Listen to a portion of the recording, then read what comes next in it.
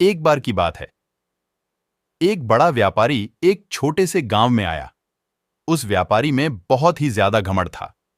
वो व्यापारी उस गांव में अपनी एक फैक्ट्री बनाना चाहता था और वो उस जगह पर जा ही रहा होता है कि उसके सामने एक ऐसा रास्ता आता है जहां उसके सामने एक नदी होती है और नदी के उस पार गांव होता है।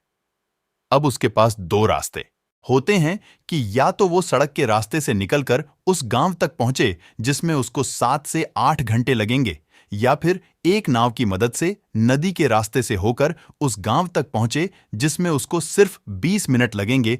उसने अपना समय बचाने के लिए नाव से जाने का फैसला किया। उस वक्त वहां एक नाव वाला अपनी नाव लेकर खड़ा था।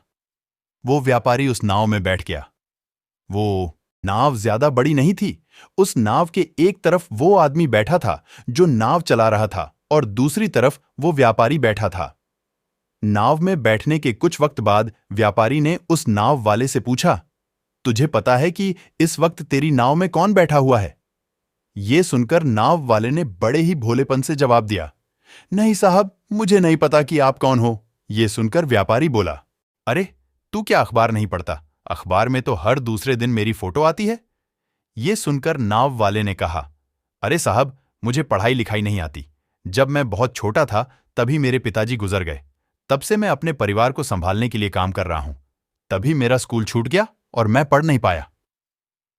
ये सुनकर व्यापारी उसका मजाक उड़ाते हुए जोर जोर से हंसने लगा और बोला, तुझे पढ़ना लिखना भी नहीं आता?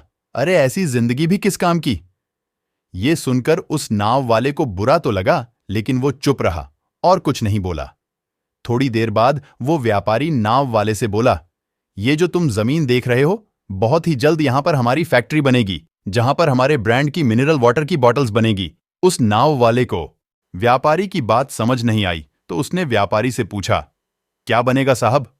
व्यापारी ने चीढ़कर कहा, अरे हमारे फैक्ट्री में पानी की बोतलें बनेंगी जो तेरे गांव में नहीं बिकती लेकिन शहर में बहुत बिकेंगी। अरे तू कभी शहर गया होगा तो तूने देखा ही होगा दुकानों पर पानी की बोतलें बिकते हुए। ये सुनकर नाव वाला बोला, अरे साहब, मुझे कैसे पता होगा? मैं तो कभी इस गांव से बाहर गया ही नहीं। उस नाव वाले की बात सुनकर व्यापारी हंसते हुए बोला, तू इस गांव से बाहर तक नहीं निकला? अरे तेरी ये जिंदगी किस काम की? ये सुनकर नाव वाले को बहुत बुरा लगा। उसे सच में लगने लगा कि उसकी ये जिंदगी सच में किसी काम की है ही नहीं। अपनी इस सोच की वजह से नाव वाले का ध्यान नाव से हट गया और नाव एक बड़े पत्थर से टकरा गई। उस नाव में पानी भरने लगा। उस जगह पानी बहुत गहरा था और किनारा भी दूर था।